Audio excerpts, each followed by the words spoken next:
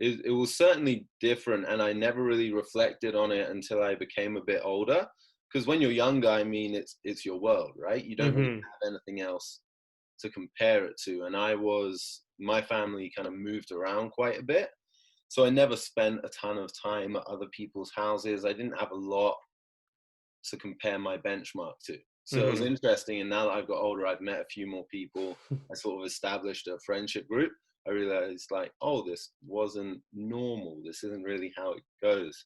But to get into it a little bit, so uh, my mum and my dad, they were never married. So they had me and my little sister, and they separated when I was quite young. Um, Before the separation, it was always fights, screaming at each other every night. I remember we'd be on a bunk bed, and I'd always ask my little sister, because I was too scared to go out, and she was the favorite. So I'd always ask her when I was like 6, she was like 4, and I'd ask her to go out and ask them to stop screaming, because I know I'd get told off if I did it. But see, my sister's a lot cuter than me, so I used to send her out and do that. And then eventually, when they separated, I think I was around 7 years old, and I mean, it wasn't a great separation for many different reasons, but my mum turned a lot to booze, and that problem never sort of got better. And as with any sort of alcoholism, it starts as a small thing, and Mm-hmm. then eventually it becomes more regular. And we moved around a lot too. I mean, even when my mum and my dad were together, I grew up in London. We moved to West Sussex, another county in England. And then when they separated, my mum jetted us off to Spain, which was a huge upheaval in everything that I knew at 7 years old, right? I mean, Mm-hmm. going through school, you're about to get into secondary school, and then boom, you switch everything over. And that was a huge adjustment for me. I started going to school in Spain, Spanish school, not an English speaking school. Very, Mm-hmm. very tough adjustment. I mean, as a kid, you can't really see the positives in it. You're being ripped away from your friends and everything that you know. You're not seeing it as like, oh my God, this is going to serve me really well. I get to speak a different language. And you don't think about all that when you're younger. You're just kind of like, this sucks. Yeah, no, so, for sure. so yeah, we went there. Uh, was Yeah, there, yeah, that was a huge sorry, I one. don't want to Sorry. interrupt, but was there a reason why they kept moving you guys around? Like, were they moving for jobs or I don't know, to be honest. it I wasn't don't think something it was. obvious? I've never really spoken to my dad about it, but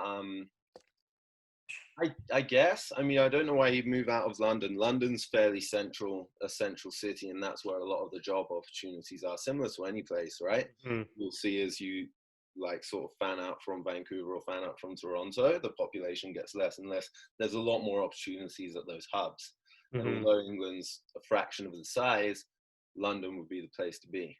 But I Hmm. imagine it could have had something to do with finances, stuff like that. I mean, we were never super poor, but we never particularly well off, right? Just in the middle there. Yeah.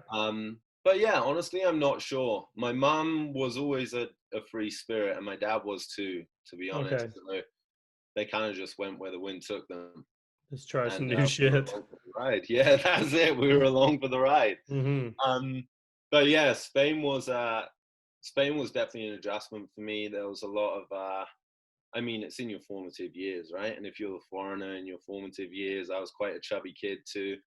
Like you go over there and there's multiple reasons to be picked on, right? So bullying was a thing. I didn't necessarily know how to deal with it because it was all a different language. Huge adjustment. My sister struggled too. I mean, some days she would just pretend that she went to school and then walk off somewhere different. Hmm. She just wouldn't turn up. So those were a tough few years. And then eventually my mum's alcoholism got to the point where one day we were in an internet cafe. This was like back in the MSN days. So you went to an internet cafe because we were still running on like Windows 98, which was appalling. I think it couldn't even support MSN, so I was very grumpy about that. So we'd always go to the internet cafe. We'd use the more up-to-date computers to get on all that rubbish. Bebo. Did you have Bebo over here? I don't remember Bebo. MSN was huge though. Was it the same thing? Yeah, no. So Bebo was kind of like a Facebook or a MySpace, Oh, okay. like We angsty teens. It we was we had in our teens. It was like Oh, I can't remember. It was like you basically just built yourself like a landing page about you. It was Yeah. just like one little thing. I forget there was a name for. Oh, it was Nexopia, I think. Okay, Yeah. very Yeah. similar then. You could change like the skins on your landing page and stuff. Yeah, you could buy like the upgraded skins and things. Yeah, yeah. Oh God, thank God I deleted that. But yeah, so we go to the internet cafe anyway. Sorry, I got sidetracked. We go there for that, and something like 11 in the morning, and me and my sister were just using up our 45 minutes on the computers, and my mum was having a coffee outside, and then went out, and we didn't realize that she'd just been pouring this Mickey of whiskey into her coffee, like for the whole 45 minutes. We get back in the car to go home, and she just can't drive. She's veering into the middle of the road. She's almost coming off the other side. And we're on one of the roads in Spain. Thank God it wasn't a highway, but she's veering off into the middle of the road. And eventually, I was 9 at the time.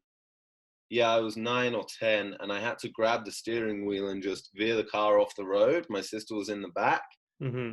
and obviously we were quite shaken up. So me and my sister got out the car, and I called my dad, who I hadn't spoken to in a while. It was quite difficult for him to kind of get over to Spain and stuff like that. He tried to come and visit us once every year or 2 years. Hmm. Um, but yeah, I called him, obviously distraught, didn't know what to do, and that was the start of a long custody battle, Hmm. which drained a lot. It drained a lot of savings that they'd like obviously been putting into for me and my sister when we grew up. There's none of that left. It was all this big battle of who's going to have the kids, and eventually it turned out obviously that my dad got custody of us, so it was back over to the UK.